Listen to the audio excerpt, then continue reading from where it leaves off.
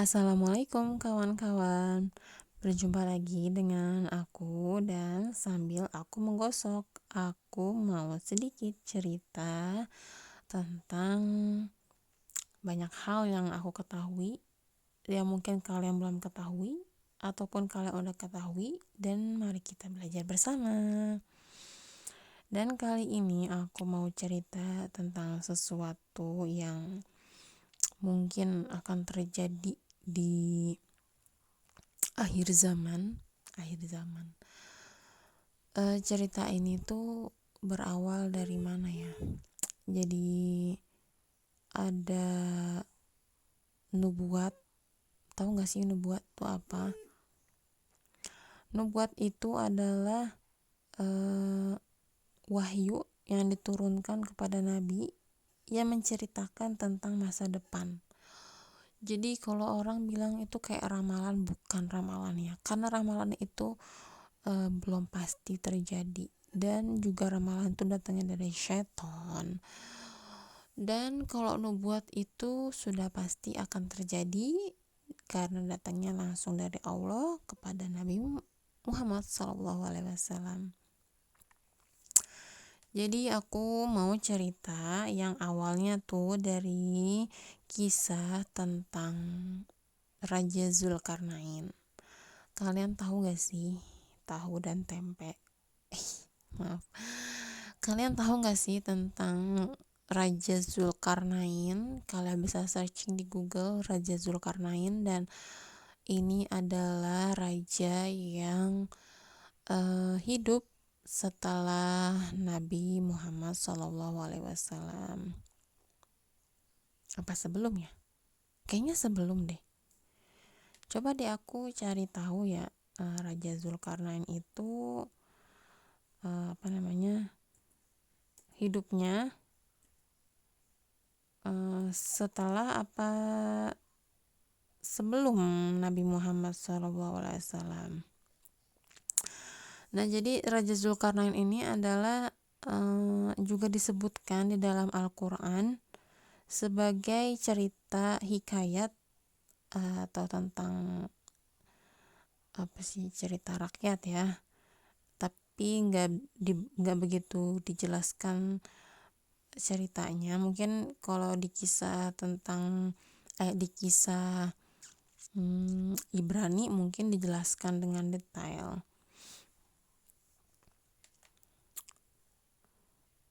Jadi Zulkarnain itu tuh bukan seorang nabi, dan dia tuh cuman raja ya.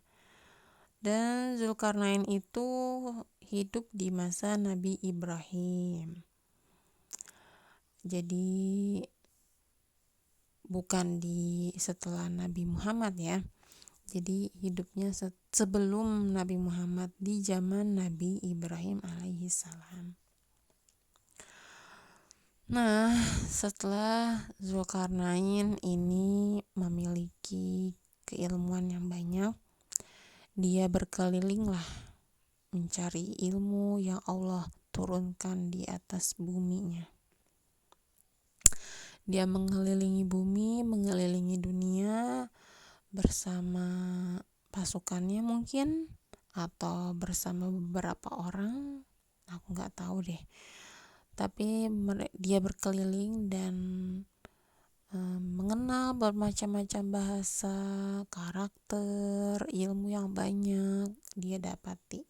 Sampai akhirnya dia ketemu dengan orang yang gak dimengerti bahasanya dan gak dimengerti perilakunya. Orang itu tidak mempunyai, orang-orang ya, bukan orang itu, tapi orang-orang, kaum ya.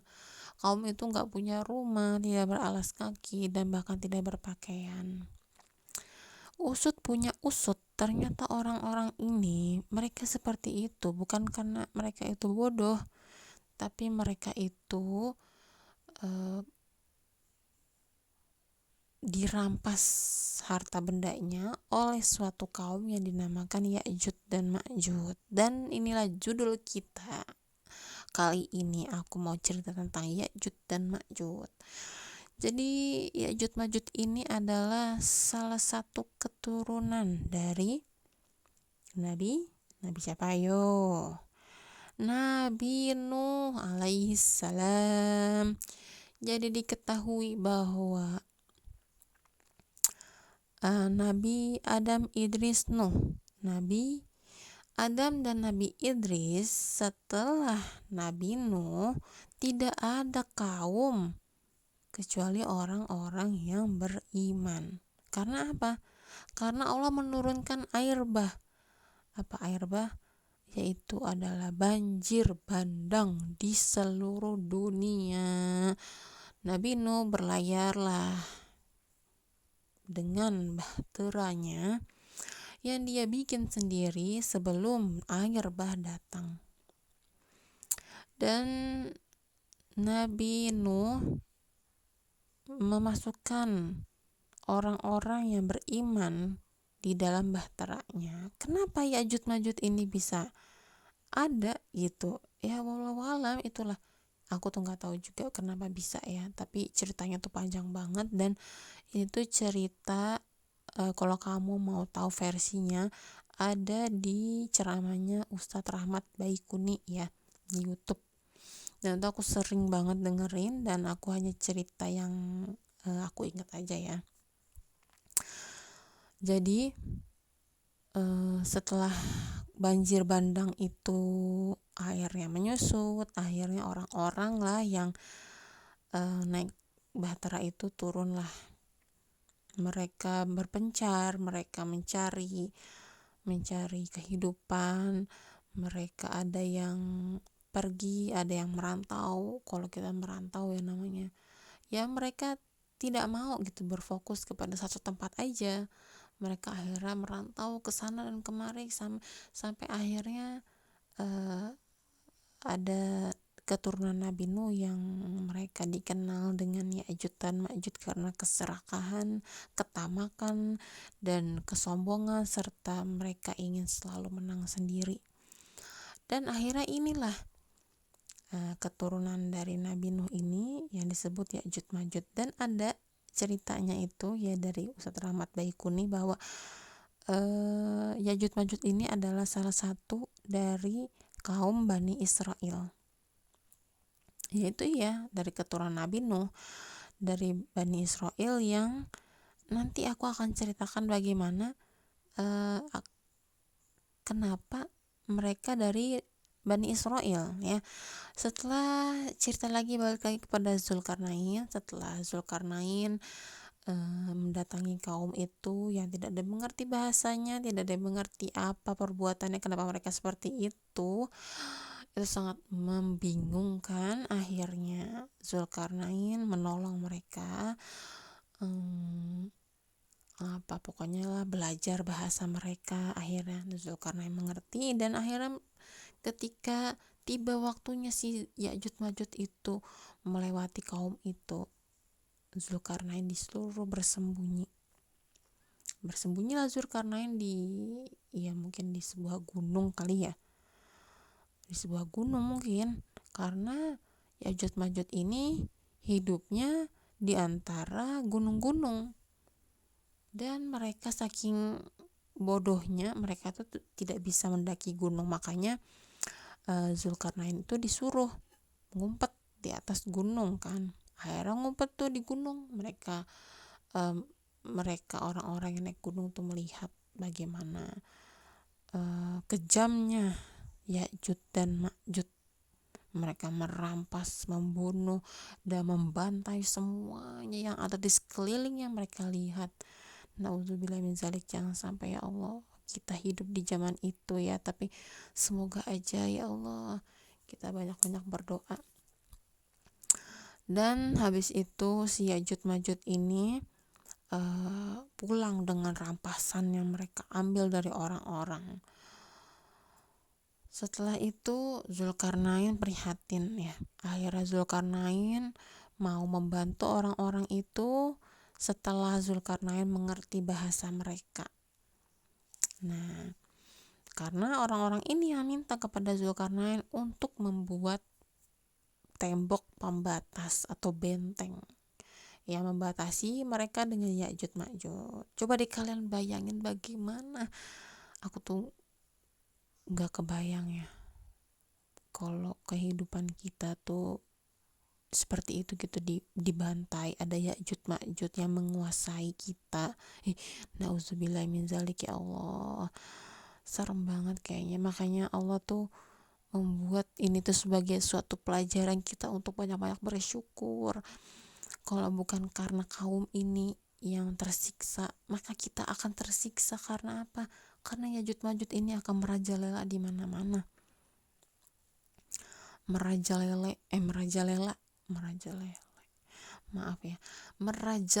di mana-mana, dan nggak akan, Zulkarnain mungkin nggak akan membuat tembok pembatas, tapi inilah sudah takdir yang Allah tetapkan untuk kita. Alhamdulillah.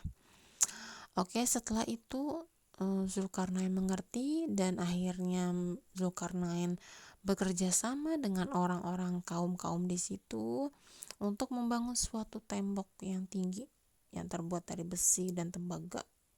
Bagaimana ketika besi dipanaskan, lalu dituangkan, lalu tembaga panas dituangkan juga, akhirnya terbuatlah sebuah tembok benteng yang kuat dan kokoh, dan tidak ada tandingannya ya, kecuali Allah Subhanahu wa Ta'ala yang nanti akan menghancurkan tembok itu. Hanya Allah, kehendak Allah. Setelah itu tembok itu akhirnya memisahkan dunia Ya'juj Ma'juj dengan dunia kita. Dan apakah ada pertanyaan? Ya, ada pertanyaan. Pertanyaannya adalah, bagaimana sekarang Ya'juj Ma'juj itu tinggal hidup? Bagaimana? Ada yang tahu? Aku pun juga penasaran ya. Tapi di hadis sudah diceritakan bahwa Ya'juj dan Ma'juj itu mereka adalah manusia yang terus berkembang biak seperti kelinci. Bagaimana sih kelinci itu berkembang biak? Ada yang tahu nggak kelinci berkembang biak? Ada yang bilang bahwa kelinci itu melahirkan melahirkan banyak anak kan. Sekali melahirkan berapa sih? Mungkin 6 atau berapa banyak lah pokoknya gitu kan.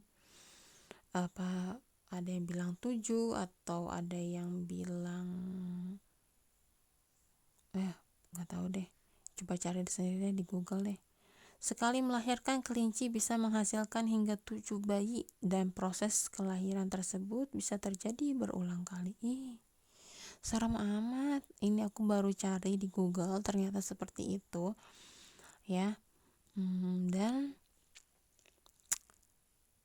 kebayang gak sih bagaimana Ya'juj Ma'juj hidup sekarang kan, dari zaman Nabi Ibrahim ya, dari zaman Nabi Ibrahim sampai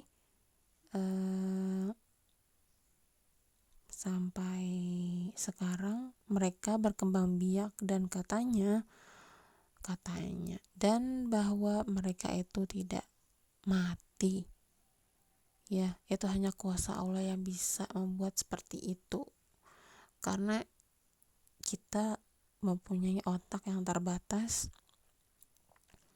yang kita nggak akan terbayang ke situ. Bagaimana Allah menidurkan orang-orang Kahfi, dan anjingnya mati ya kalau nggak salah, apa hidup sih, yang di surat Al-Kahfi itu, bagaimana Allah menidurkan mereka selama beratus-ratus tahun, 300 tahun apa 3000 tahun, entah aku lupa ya. Itu bagaimana Allah menidurkan mereka, itu hanya kuasa Allah yang bisa. Kita dengan otak terbatas nggak akan terbayang. Jadi nanti kehidupan Ya'juj Ma'juj ini akan mewarnai kehidupan selanjutnya setelah Nabi Isa turun, setelah Nabi Isa membunuh Dajjal, si pendusta ya. Akhirnya si Ya'juj Ma'juj ini akan keluar dan ketika Ya'juj Ma'juj ini keluar, maka dia akan langsung merusak apa yang ada di kanan, di kiri, di depan yang mereka lalui. Nauzubillah ya Allah. Dan mereka akan bawa tombak, mereka akan bawa tombak. Bagaimana? Nauzubillah min dzalik ya Allah. Dan mereka akan menghampiri Nabi Isa. Nabi Isa ada di Bukit Tursina. Dan Ya'juj Ma'juj ini sekarang berada di Kaukasus, di Bukit Kaukasus, di Laut Hitam. Setelah itu Nabi Isa mengetahui kedatangan Ya'juj Ma'juj. Akhirnya Nabi Isa diperintahkan oleh Allah Subhanahu wa Ta'ala, oleh malaikat ya, untuk menaiki Bukit Tursina. Bahwa si Ya'juj Ma'juj ini gak akan bisa naik bukit aja mereka gak bisa naik gitu, apalagi gunung gitu kan. Dan akhirnya si Ya'juj Ma'juj ini mengepung Nabi Isa dengan kaumnya yang tersisa, kan orang-orang beriman dengan Al-Mahdi ya kalau nggak salah. Setelah itu Nabi Isa berdoa kepada Allah dan Allah mengirimkan ulat di leher Ya'juj Ma'juj, lalu mereka mati seperti ya pokoknya matilah. Allah mengirimkan ulat di lehernya dan seketika itu pun si Ya'juj Ma'juj itu mati. Lalu apa tadi hubungannya? Oh ya, yang sungai danau di Israel itu ada hadisnya bahwa ketika bangsa kaum Ya'juj Ma'juj melewati danau yang ada di Israel, maka salah satu dari mereka berkata, dulu di sini ada air, sekarang airnya sudah tidak ada. Nah, berarti ada salah satu dari keturunan mereka yang dulu pernah melewati melewati danau di Israel itu ya. Dan ini bukti bahwa mereka itu memang keturunan dari Nabi Nuh yang mencar, dan mereka hidup di zaman Nabi Ibrahim gitu. Dan setelah mereka mati, maka bangkai mereka itu akan memenuhi seluruh bumi. Dan ada cerita yang menarik lagi nih, sebelum mereka mati itu, jadi mereka berpikir bahwa seluruh manusia telah mereka bunuh. Jadi mereka akan membantai apapun yang ada di samping kanan kiri mereka akan membunuh orang-orang yang mereka lalui. Sampai akhirnya mereka hanya mereka yang tersisa. Sebenarnya bukan mereka yang tersisa, karena orang-orang banyak yang bersembunyi, seperti Nabi Isa menaiki bukit kan bersama kaumnya. Maka si Ya'juj Ma'juj ini berpikir bahwa hanya mereka aja manusia yang tersisa. Dan ternyata Nabi Isa tuh ternyata bersembunyi ya, aku lupa. Nabi Isa tuh bersembunyi di suatu bukit yang mereka nggak terlihat oleh Ya'juj Ma'juj. Nah, setelah itu Ya'juj Ma'juj ini berpikir bahwa orang di bumi ini cuma tinggal mereka aja, karena mereka sudah membunuh semua orang-orang yang ada di bumi. Mereka dengan sombong sekali berpikir seperti itu. Mana ada, mereka sempit sekali berpikirnya.